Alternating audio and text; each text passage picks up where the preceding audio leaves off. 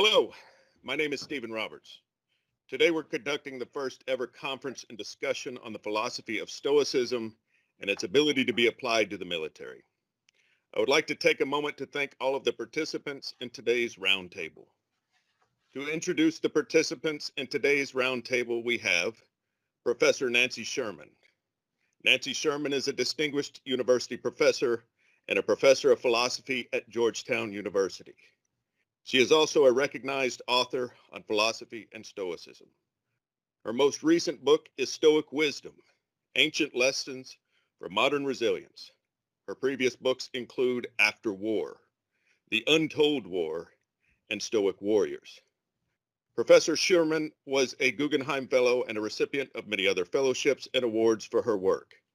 In the mid-90s, she served as the inaugural Distinguished Chair in Ethics at the U.S. Naval Academy and lectures internationally on ancient ethics and military ethics.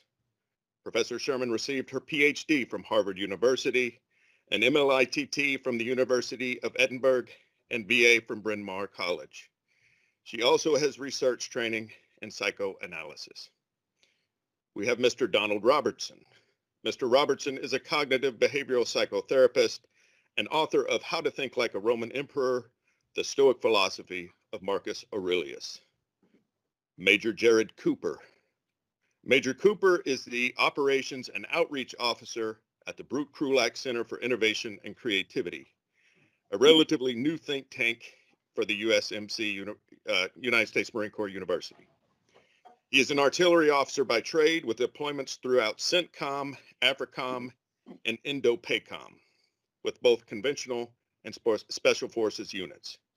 He has been interested in Stoic philosophy for just over a decade and finds it especially useful as military professional and operating in a dynamic and complex geostrategic environment. We also have First Sergeant John Sim. John is a first sergeant in the Utah Army National Guard. He served in the military since enlisting in 2000 and currently works full-time as a battalion operations NCOIC. In 2008, John deployed to Afghanistan to conduct liaison work as a part of a military intelligence team. He earned a BA in political science and an MA in organizational development and change. John is a PhD candidate in organizational development and change through Fielding Graduate University. He is scheduled to defend his dissertation in January of 2021. Thank you all participants. Greatly appreciate you guys taking the time out at this time to really get to discuss this and how Stoicism means for the military. I thought it would be appropriate to first go around and ask each of you how the philosophy of Stoicism has influenced you. And Professor Sherman, I will start with you. Thank you so much, and thank you, Steve and Franklin, for doing this. When I was at the Naval Academy, I got to know Stoicism pretty intimately because I worked a little bit with Admiral Jim Stockdale, and I realized then that his 7.5 years as a POW had really, with Stoic philosophy as his backbone, had really formed his command culture for himself and not just as a way to convert troops. So I started thinking about the Stoicism in the military in practice and what the ancients that I studied had to say about it. That resulted in Stoic Warriors and the newest book about resilience, Stoic resilience. So I personally am always struggling, and I will admit it's a struggle to figure out how to get healthy emotions into Stoic culture so that our military are best prepared to go forward in ways that have feeling but yet strength. So, and that's part of how I live. I'm an emotional creature, but I've tried to have smart emotions and not ones that are debilitating or that undercut my place in the world and my family. Yeah, what a treat to get to work with Admiral Stockdale, I'll tell you. Greatly appreciate your input on that. Mr. Robertson? Well, thank you for inviting me along today once again. my background originally was in philosophy. I studied philosophy at Aberdeen University, and then I began training as a psychotherapist. And so I noticed a relationship very early on, this is about 25 years ago now, between Stoic philosophy and cognitive behavioural psychotherapy. And I became very interested. That kind of became my niche, as it were. And the first book that I published was about the overlap between Stoic philosophy and cognitive behavioural therapy. And as a trainer of psychotherapists and a clinical supervisor in the UK over the years, at first I kind of thought, is it just me that's into this Stoicism stuff? You know, it seemed like a bit of an obscure niche at the time. There used to be not that many books about it, and now there are loads of books about it. And I realised that my students and my supervisees and my clients were all really interested in Stoicism as well whenever it came up. And there were aspects of it that they found even more appealing than they found modern self-help and CBT. It appealed to them at a different level because it offered a whole set of values, worldview, and a philosophy of life. And that's something that they didn't really get from CBT. And one of my first gigs, as it were, as a therapist, because I started working as a therapist quite young, was that I worked with young people. So I worked with young offenders in South London, and I worked in 3 schools in South London as a schools counsellor with drug projects and stuff.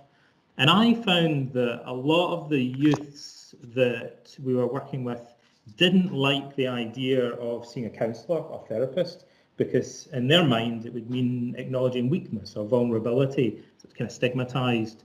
And I found that many of those individuals were actually quite drawn to Stoicism because they saw it as a way of being even tougher than they are already. And Nancy touched on the idea, Professor Sherman touched on the idea that there's this kind of problematic interpretation of Stoicism where it's about having a stiff upper lip and being unemotional. And the research shows that that's quite unhealthy. But I found it was a kind of side door through which we could get a lot of people interested in the genuine philosophy of Stoicism and in cognitive behavioural therapy. And also, in particular, one of my hobby horses is that what I call the holy grail of mental health research is that prevention is better than cure, as everybody already knows, right? And in psychology, we call that resilience training, when you train people preventatively in order to reduce the risk of trauma or developing mental health problems in the future. And I think Stoicism in particular holds up a lot of hope as a framework for psychological resilience training. Don, thank you for that. Thank you so much for that.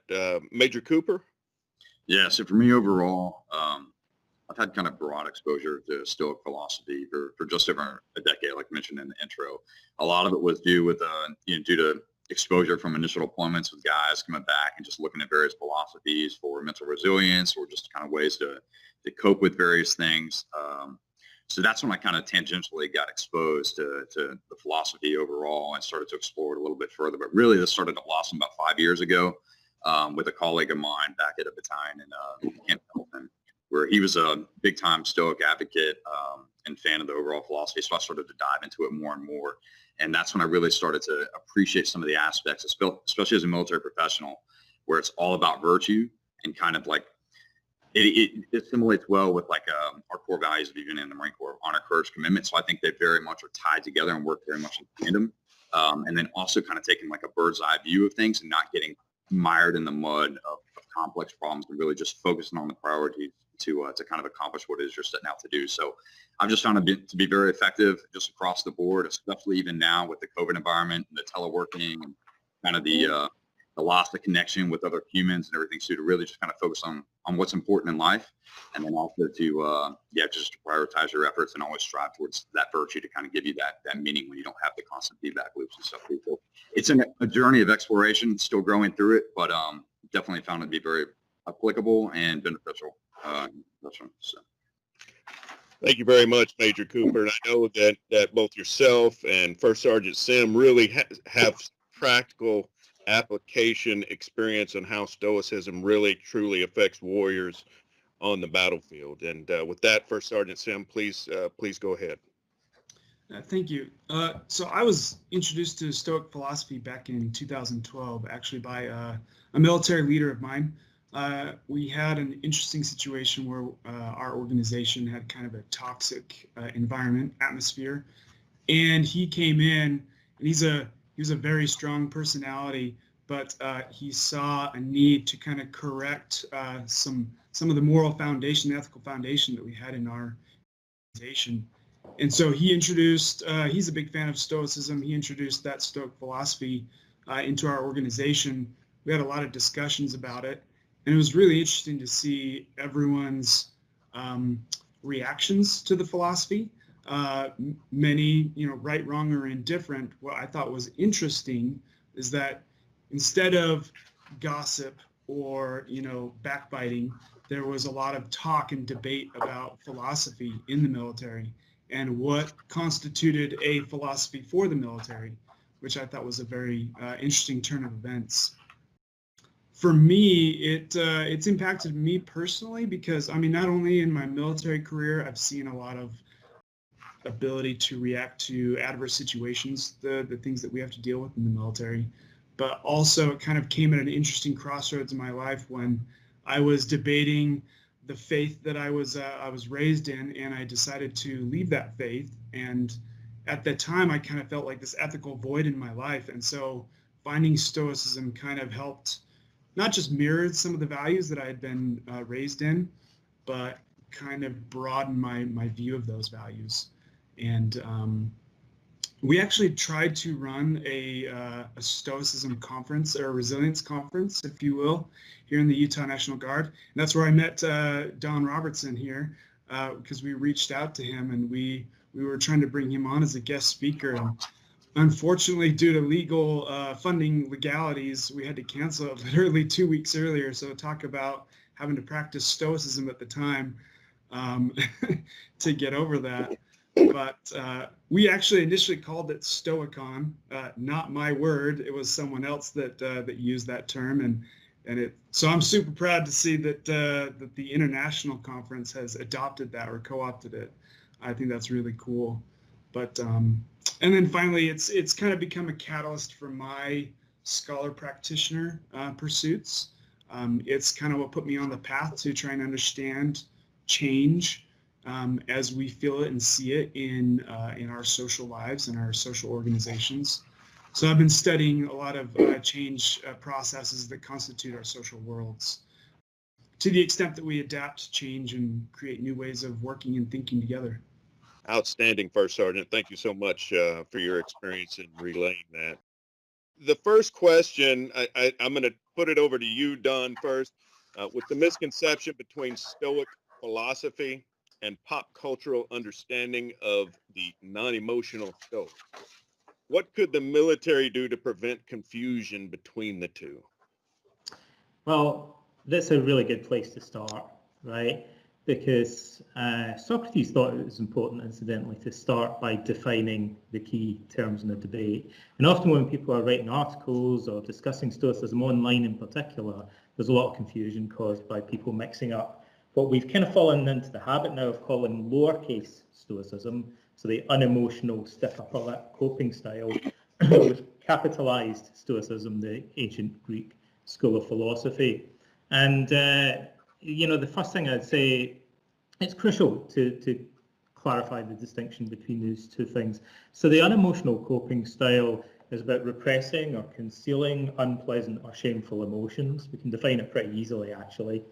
But that's it. Like, it's a very simplistic, it's a very crude idea. It's one of the crudest and simplest ways of trying to cope with painful, unpleasant, or shameful emotions. Whereas Stoic philosophy flourished for 5 centuries in Greece and in Rome. We know of at least 80 ancient Stoic philosophers, authors. It was a big, complex, multifaceted philosophy. So one's very nuanced and sophisticated, and one's like a blunt instrument that we use to deal with our emotions.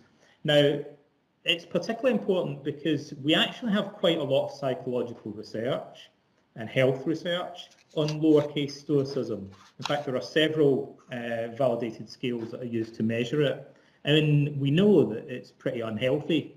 Like, it's bad in the long term in particular for a number of reasons. So people that repress or conceal unpleasant emotions are less likely to seek social support or go and see a therapist or a doctor. And those are things that reduce resilience. And also, there's a bunch of studies, there are many studies that show that the attempts to sort of forcefully conceal or repress emotions often backfire in a number of ways, some simple ways, some more subtle ways. So that's a whole research field in itself almost. And yet, Stoic philosophy is explicitly the philosophical inspiration for modern cognitive therapy, which is the leading evidence-based form of modern psychotherapy. And it's also the inspiration for most resilience training methods as well. So basically, we know that lowercase Stoicism is unhealthy psychologically, whereas CBT and possibly capitalist Stoicism, we believe are healthy psychologically. So it'd be really important not to confuse this unhealthy, crude thing with a more nuanced and healthy thing. So the first thing is just to get really crystal clear about that and the terminology. In fact, I'm starting to think one way of maybe making that clearer would be if we got in the habit of referring to lowercase Stoicism as pseudo-Stoicism or fake Stoicism or something like that. Because it's not really what we mean by Stoicism when we're talking about the philosophy. It's in some ways even a caricature of what Stoicism originally meant. And this is the case with many terms that we derive from Greek philosophy, incidentally, like skepticism, Epicureanism, cynicism would be a good example as well.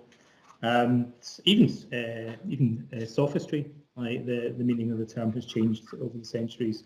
And one thing I'd add to that is the modern Stoicism organisation, the non-profit that I'm part of, and also independently of them, psychologists in New Zealand, I just read some information from today, have been doing research. It's really easy to do what we call correlational research on lowercase Stoicism, capitalist Stoicism. And what both of those two sets of studies have found is that there is no positive correlation. And in fact, there may be a small negative correlation between the philosophy and the unemotional coping style.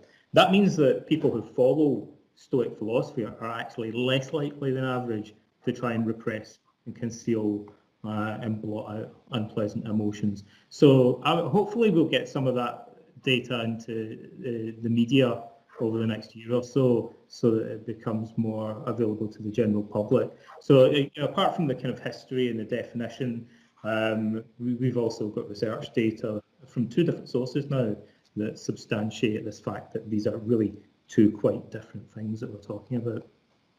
Thank you, Mr. Robertson. Professor Sherman, I know that you have some very important things to say on this as well. Yeah, thanks so much. And thank you, Donald, for that. That was really helpful.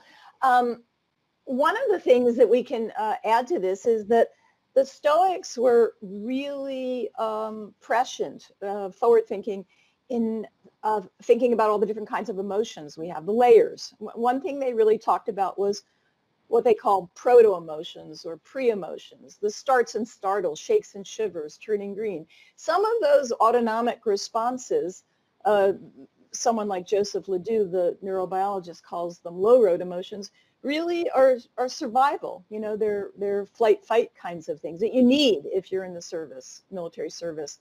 And they knew about these. Some of those you can't control at the moment, and actually they'll save your life.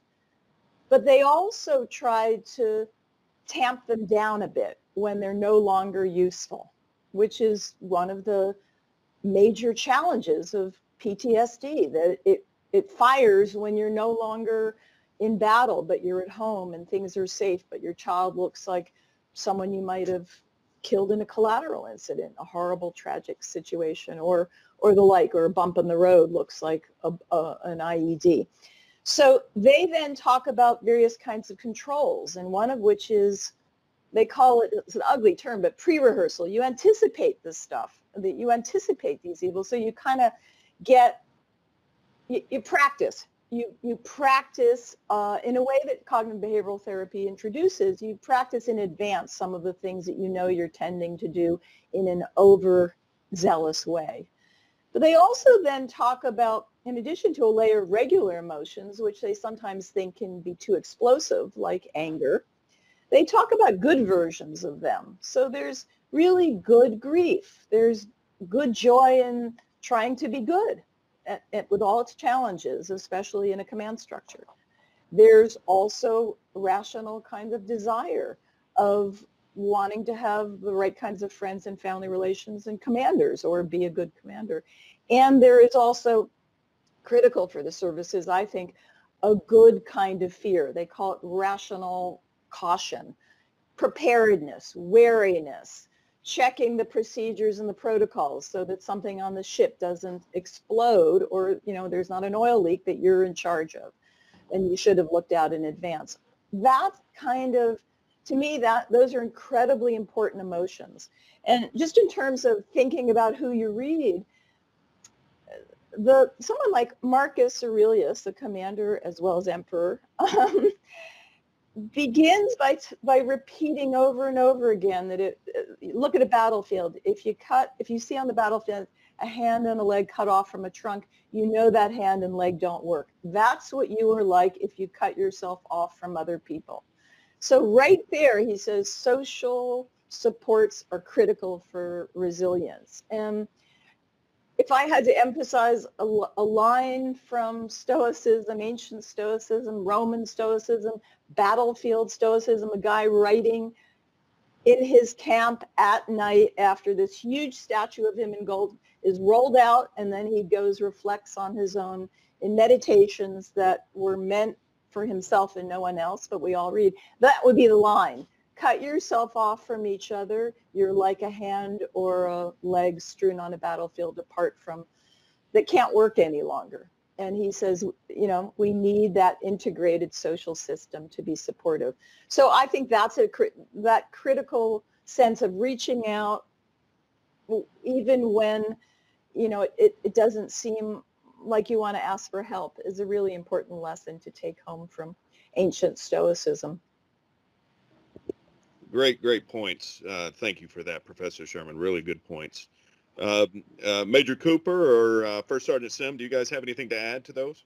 Really not too much more to elaborate on that point, but I 100% agree. Like everybody knows, it's absolutely a team environment, especially for the military. So it's of paramount importance that, we remain integrated. It's not always to shut things off like we talked about, like most people, like Mr. Robertson explained perfectly before I got cut off for a little bit, lost connection. But it's not about just shutting off the emotion and just blocking things out. It's actually the time that you have to all come back together and get even further integrated and build foster even greater camaraderie. And I think we're starting to really realize that more and more in the Marine Corps today, and I think the military writ large. But it's absolutely about that. Reminding yourself of your dedication to selfless service and integration with each other, amongst each other, and to kind of continue to push forward and strive forward for things collectively, I guess, is all I'd really add. Mm-hmm. All right. Very good. The understanding the emotional connections that are necessary in the military environment is something I've actually kind of wrestled with since I learned about Stoicism and have been studying it. Because that was, once you espouse a certain philosophy, people tend to want to question you or challenge you on it. And so that's been my journey with it in my military service. And so there's been a lot of questions of, wasn't that a philosophy for sociopaths that are trying to, disassociate themselves from the world and emotion? And what's interesting is one of the articles that kind of really turned me on to Stoicism is called Captains of the Soul by Michael Evans. And he talks about the use of Stoic philosophy in the military. And an interesting analysis he did was about, or description of it was, that it's not so much or elimination of emotion, but a control of emotion. And for me, that means in order to control something, you have to understand it, you have to engage in it, you have to be able to know fully its left and right limits in order to find a balance and in order to find connection with other people. And I think that a lot of times it's lost in the military culture because maybe it's mainstream media or whatever it is, that there's a defining of what a good military professional looks like in terms of emotions and social connection.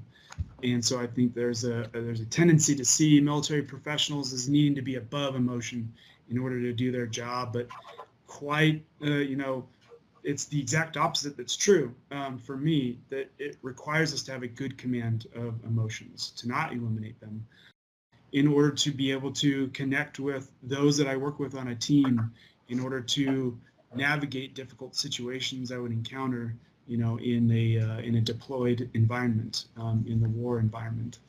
And I think the things the military could do better, or at least I would say military professionals, military leaders could do better to emphasize that, is to focus on building an environment that allows for self-examination, that allows for learning from mistakes, in order for us to find how we can work, better together, to understand those emotional bonds that we have in our social community. One quick thing on that that hasn't come up much, but I think it's important, is women are part of the military, about 20%. And there are challenges always, especially at the academies, but in deployments, getting women integrated and having them move up the chain. And it's really important to note that one of the sort of lesser ancient Stoics, and who has a name that will not be easy to remember, Musonius Rufus, but he was the teacher of Epictetus. He made it clear that women are as capable as men in terms of their virtue capacities, and that he was teaching all of them, so long as they have the capacity for rationality and virtue, which women have. That's not always the case in ancient philosophy, I have to say. My hero in the world is Aristotle, and he's not too good on issues of opening the door to women. And we know that the ancient Stoics had very complicated views about enslaved persons as well. They lived in a system of enslavement, and they used slaves as servants, and they often freed them or treated them nicely, simply so the enslaved persons wouldn't go to court to rat on them. So that said, there are places where you really get a lot of really robust conversation about women. And Stoic philosophy, especially with a small s, but the idea of as Donald put it, unhealthy, I don't know if I would call it masochistic or fake Stoicism, but that control that we often need, the overexert, because that's the way you move around in the world. You can't just be, not all situations are therapeutic or places for therapy. There are times and places for counsel, support, and therapy, but not all of them. Otherwise, your feelings are too contagious. But women often have to overcompensate because they can't go to their command structure, because the command structure may even be involved in the offenses or harassments. These are huge issues in the U.S. Military. And so they learn how to suck it up in a way that's really unhealthy. I think that needs to be addressed, especially those in the military who will be working with women, who will have women who come to them and say, I don't know where to put a Tampax. I don't know how to go, take care of business forward deployed because the services aren't there. I don't know how to come to you if there's a harassment, rape, you name it issue, or my commander is hitting on me, or someone steals my bras and panties and thinks it's funny and starts stalking me online. So all of that stuff, it's sort of the day-to-day business of being in the military and integrated units, and the Marine Corps is sort of dealing with as we speak. All of that needs to be thought of. I think when we think about what are healthy emotions, how do women and men express their emotions differently? What can men learn from women about showing tears occasionally, about crying when you lose a buddy, or when you have a collateral incident that just rattles you and you don't know what to do, or you have to go home to your children and spouse and not quite know how to talk to them about what happened in deployment. So just a plug, we mustn't think the military is either all straight, all men.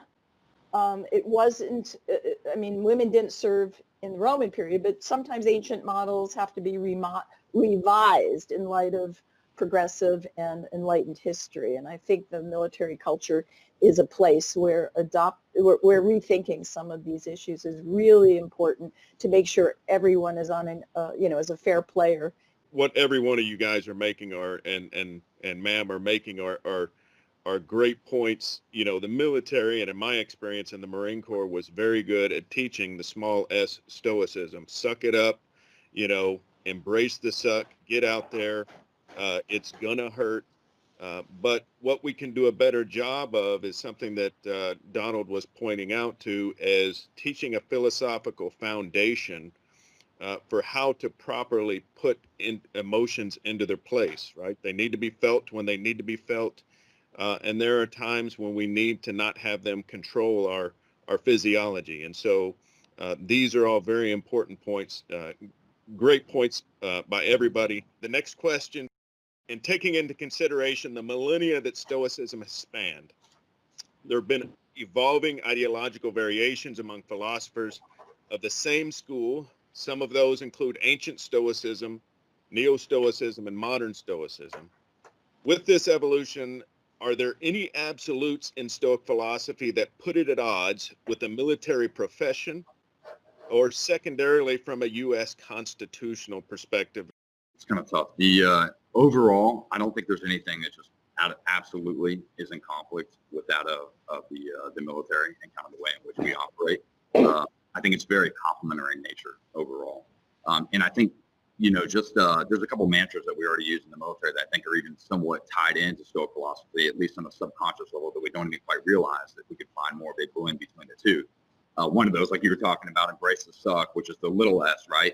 There's something else we also say that's like perception is reality, like perception's everything, right? So that's one of those two, I think, that where I find a similarity in the complementary nature is that we may not understand it completely in the Marine Corps or the military writ large, that, hey, perception, when we typically use the term, is focused on uniform standards and military bearing and appearance and things of that nature, but it actually has a broader connotation, and that is that, like, things outside, things that are affecting me from an external viewpoint may not actually be impacting the way that I perceive them to be impacted. So how do I get through to focus on what's actually valuable and important in this respect to achieve what it is that I'm trying to, from either a military objective standpoint or something as a career goal or personal goal in life, things of that nature. So I do think it's very complementary, but I'm going to turn it over to Dr. Sherman to kind of address the broader implications of it all. Well, thank you for the pass. So this was a huge issue in the Naval Academy, and it looks like it's an issue right now at West Point. I was called in the middle of a cheating scandal in the mid-90s, but currently West Point is going through this as well. And so the issue really has to do with overall integrity and being a good person, whether you're cheating on an exam or you're serving honorably in a deployment. And here's the sort of the bottom line. To be compatible in your service with the U.S. Constitution, you always have to know that you serve the U.S. Constitution and not a leader or commander-in-chief who may violate the laws or give unlawful commands. Now, it's not easy to go up the chain or to risk court-martial by refusing an unlawful order. But if that unlawful order comes, to kill civilians, unarmed civilians who are not threatening you, or flagrant violations of rules of engagement that violate collateral incident current rules of engagement, or, you know, if General McChrystal says you've got to sort of tie your hands a little bit behind your back, even if it risks troop fatalities in order to save civilian lives, you may have to do that. If we assume the U.S. Constitution requires those who defend it do so, there's a big assumption in accordance with just war ethics, and we figured out what just war ethics is, and believe me, my colleagues love to argue hard and heavy with that, even with cadets or midshipmen straight on in the seminar room. And just war ethics is sort of, go back to Socrates or Plato, compatible with being justice in the city is compatible with justice in the soul, as they say, or justice in the psyche. Then Stoic philosophy, as a philosophy about how to be good and how to be just, is compatible with serving the U.S. military in an honorable way. So, you know, there's a lot of ifs there, and we could sort of spell that out in a boring theoretical way, but I do think that's what the challenge is. There are horrible conflicts, and you're always trying to figure out, how do I serve as a good person, and also in a hierarchy where what comes down to me isn't always what I want to hear or what I agree with. And if it's too egregious, then you march it right up the chain of command, and and you bring it to the attention of who it needs to be. I work with folks who marched, who refused, who saw torture, refused to be involved, and finally got it to the attention of John McCain when he was serving. And so if that's what it takes, that's what it takes. You may be ostracized, but hopefully you aren't. So I think the challenge in a career-oriented hierarchical structure where you could be betrayed by your commanders, betrayed by the warlords you're working with, and betrayed by your country, I have to say, for sometimes prolonging a war that isn't just or that's optional, is to somehow hold it together for yourself. And I have to say, it may not always be easy. Serving honorably in accordance with the U.S. Constitution and your psyche may not always sit well with your command. I think that there are some really key points in that question, that it is hard to adapt a moral philosophy for your life and not really self-analyze some of those critical pieces. Being a warrior, how can I have a virtue philosophy for my life and still take place in being a warrior? Now, personally, I think that those questions actually can be quite simple, right? We try to be pro-social individuals, right? Unfortunately, everybody in the world does not act in that capacity. And so it is called upon for some people to step forward and say, I will defend the freedom, the liberties, the rights of other individuals and myself and my community, so that we live in a much better world overall. I think it's obvious war gets extremely confusing. Moral lines are sometimes hard to understand, especially when you're taking place in combat environments where there are communities of civilians in and around. Sometimes having to make the decisions when a young woman or a child walks into or walks up to your formation with a grenade, with explosives strapped to them, right? And the decisions that these individuals have to make, very hard, very tough decisions. But I think that we can take solace into the point of view that intent is everything in these things.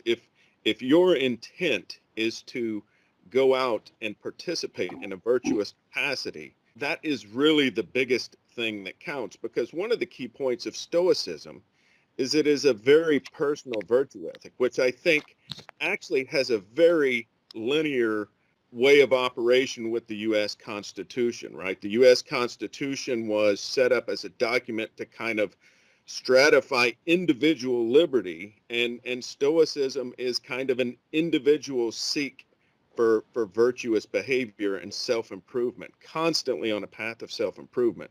So I think that those things make it a very nice line to actually be something that is and applies directly with U.S. constitutional behavior. I think you can take solace in the fact in those questions that people like George Washington considered himself a Stoic. Thomas Jefferson, very much into reading the Stoics and having Stoicism adapted for his life. So I think these are very good questions, very hard questions, obviously, but key things that anybody who is trying to self-analyze themselves for how their virtue philosophy actually applies in the real world, especially when you're a warrior or a soldier on the battlefield, is key. Because I think one of your points, Professor Sherman, is exactly right. Your virtue philosophy should inform you of when it is time to step away from an order and even risk being ostracized, even criminal charges, right? Stoics would not step away from that and would not live in a way that they was dependent on the outside world to validate what they knew to be virtuous. Well, let So- me just add one thing that I think is really key in what you say. One is, the Stoics are about intention, the striving, and not always the outcome. They try to insulate themselves a little bit from a consequentialist or outcome philosophy. It's the intention. But they are very much socially minded. They're the first ones with adopting the Cynic view of being cosmopolitans. They were after the Roman Empire so they were trying to expand the polis to the cosmos. So, we're all connected as a humanity. So they really believe in the interconnection of humanity. And then the third thing, though, I think is that the Romans, not so much the Greek Stoics, the Roman Stoics were politicians, warriors, senators, whatnot.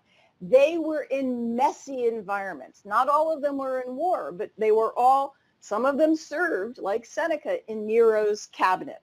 He was the spin doctor, the speechwriter. He had to deal with craziness daily, writing tracts on mercy, writing tracts on goodness, knowing that he himself was compromising himself. I wouldn't say he should be the role model, but I would say he lived and breathed messy, murky environment. And they also, in that day and age, I hope not in ours, I hope we're getting over the suicide peaks, but they had forced and enforced suicide. A leader could say, time to take your life because you're not complying anymore. Military walk a fine line often of conflict in a hierarchy and with, as you say, what's going on in the war environment, fog and much more. And I think the Roman Stoics knew that intimately. My third question is that the U.S. Army preaches resiliency and readiness.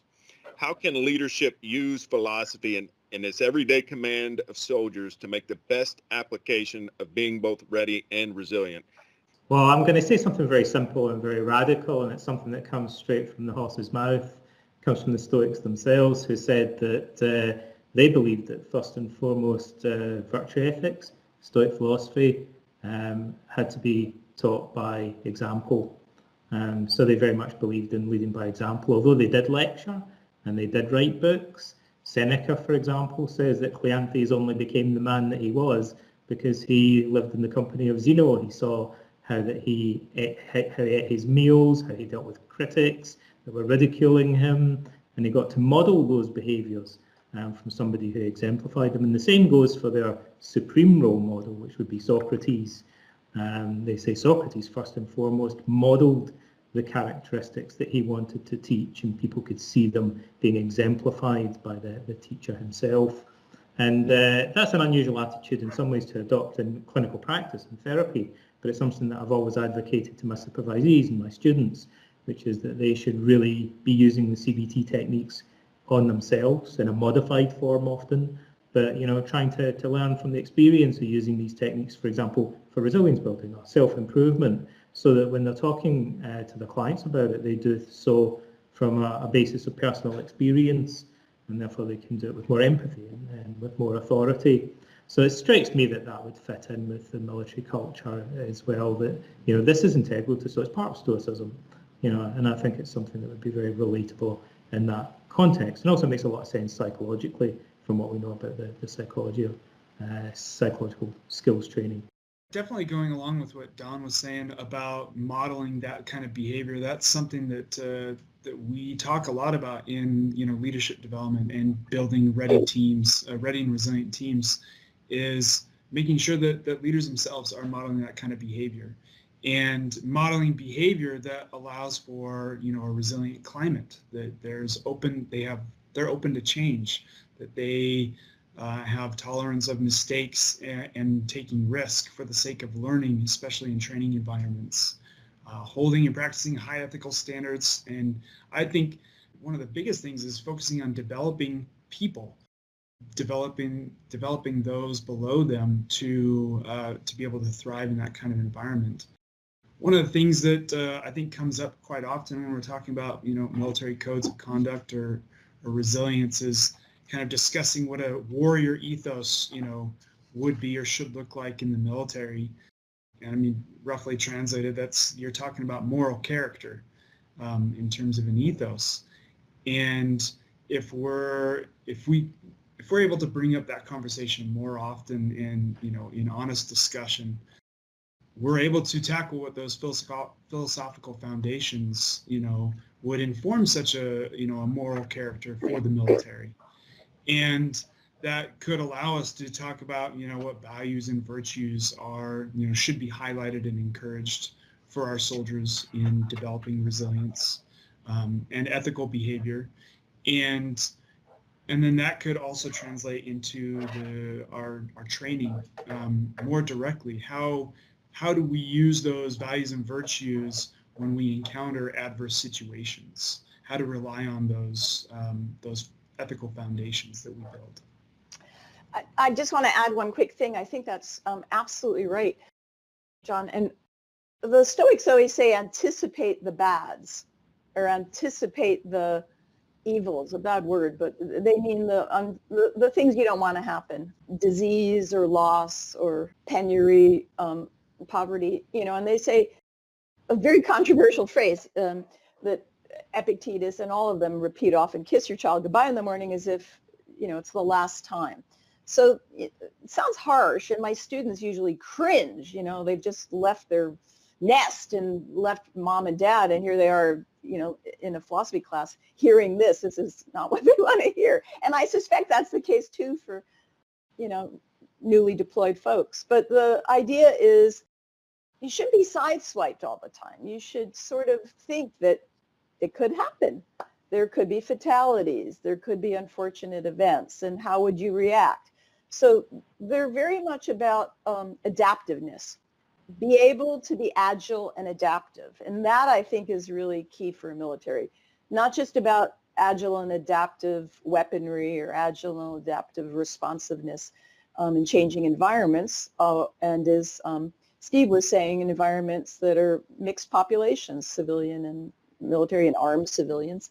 But also, all of a sudden, a cloud cover comes in, and you're about to drop this mega bomb load, and the cloud cover's in. You're not sure you see Israel case. You're not sure if that carport has 2 bicycles under it or not, but you think it might. But then you go and drop the bomb, and and lo and behold, you've killed a family with children and the like. So that quick agileness, I think, is about anticipate ahead of time both the emotional consequences of bad things happening, but also an alternative response where you're talking about impressions before, you can swap on a dime because what you're taking in is really different from that belief you had 5 seconds ago. That's hard for most of us to do cognitively, but they're really asking for that sharp set of eyes where you will take in new information really quickly and process it emotionally and whatnot. That means you're not stuck on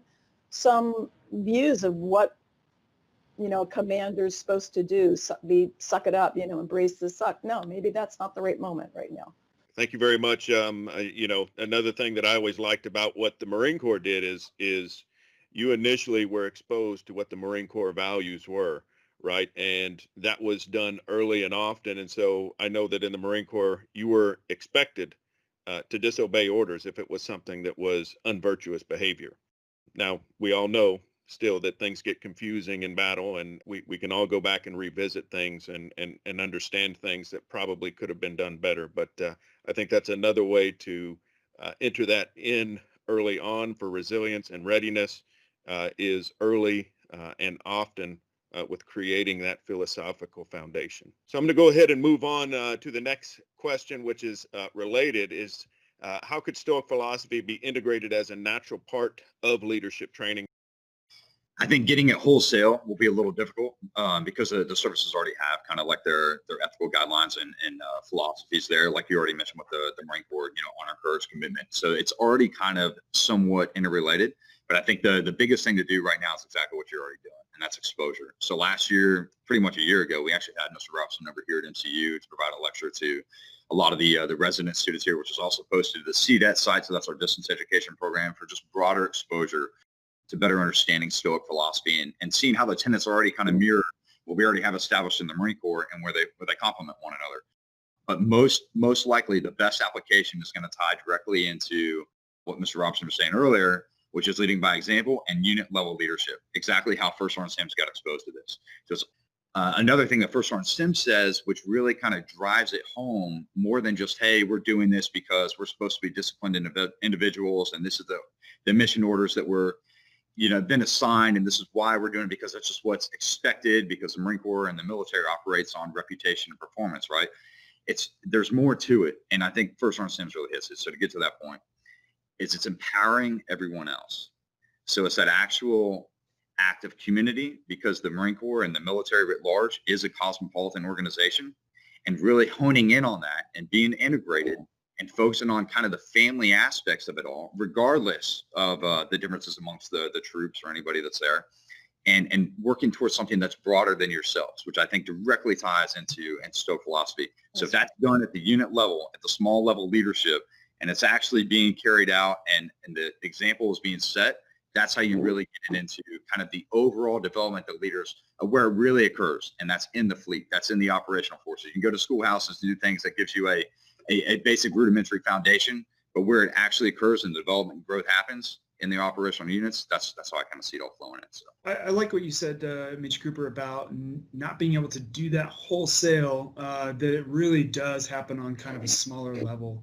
Kind of like I was talking about in my intro on how Stoicism impacted me. It was introduced when, by a military leader in an environment where we were dealing with some toxicity. Like I said, I think the important part was that we were debating philosophy, not so much that we said Stoicism as a label is the right way, because that was actually one of the biggest things that one of the biggest topics of conversation was, that people didn't like being labeled a Stoic, or I'm not Stoic, like this is just how I am, and like really we should be relying on people to talk about the philosophies that kind of guide their behavior and their values, and get them to talk about that more explicitly. And you really can touch on a lot of these, topics of Stoicism without actually saying like you are Stoic and the military is a Stoic environment, because it's not always true. And so really, I think it's these smaller professional development conversations that we can have and we can introduce. And that's why I was mentioning earlier that if we, start talking about the topic of a warrior ethos and what does that mean for the military, and what kind of, philosophical traditions would inform that, and, what practices would then follow from that discussion. And that could allow people to naturally get to talk about, tenets of Stoicism and practice those a little bit better. I have one quick suggestion, and that is, Yes, ma'am. let's not make it death by PowerPoint. I mean, that's what everyone in any of the school, anyone who's on the receiving end, and I have to say anyone that's on the giving end these days in the virtual environment, it's so easy to tune off and turn out. So any way in which you can have small group conversations, not unlike this, we're not using PowerPoints, we don't have, bullets, all that stuff, where you really have some honest conversation, examples come up, real case examples. And I guess my final point, leaders need to be part of the conversation. By that, I mean, as high up as you get, where they bare their soul a little bit, talk about a hard case, talk about how Stoicism worked for them or didn't work for them. And they also are honest about the need for counsel, social support. I can't tell you how many, here I'll just sort of pick on the Marine Corps generals have told me in a quiet moment, reading a book of mine or something like that, it opened my eyes and I sought help. And so my first response is tell that to your troops. You don't have to worry about career promotion at this point. Tell it to your troops. That, I think, if that could be combined with the initial entry training, that kind of candor about enlightened counsel, we'd have a healthier troops out there. Like I said before, the U.S. Army already, kind of has like a resilience program they've been integrating, and I know they've been using that in, our basic training. But we've already talked about, providing that ethical foundation. I think that a lot of that can come from, like, Professor Sherman was saying, having leaders getting up and telling their story. But then I think there's also there can be a death by leadership preaching as well. And I think that if they start the conversation and then turn it over to the troops to continue it, and they're facilitating that conversation between them, people love to talk about themselves and, kind of where they come from, and allowing for that good conversation of, everyone's own individual, philosophies and how that would translate to a warrior ethos and what all of that looks like, I think can start to build that conversation and get people to think more deeply about their own, moral philosophy, if you will. Yeah, and I think we'd all be remiss if we didn't mention Thomas Jarrett and some of the work that he has done when he was in the Army and developing resilience training closely aligned and inspired by Stoic philosophy. And if anybody has gotten a chance to take a look at some of the stuff that he has done, it's really pretty impressive stuff. So I agree. So with that, I just want to, again, for all the participants, Professor Nancy Sherman, Don Robertson, First Sergeant Sim, and Major Cooper, I want to thank you guys all. We appreciate your participation in today's roundtable. I know it's a subject that I know we all feel is extremely important to the modern warrior. We are currently experiencing extremely high levels of anxiety, stress, depression, substance abuse, and suicide. And as Major Cooper pointed out, just hopelessness sometimes as people separate from the military. And this is throughout all branches, right? So finding a way to improve that and giving those individuals the tools for resilience and flourishing is something that I know is important to everyone on this panel. Thank you so much.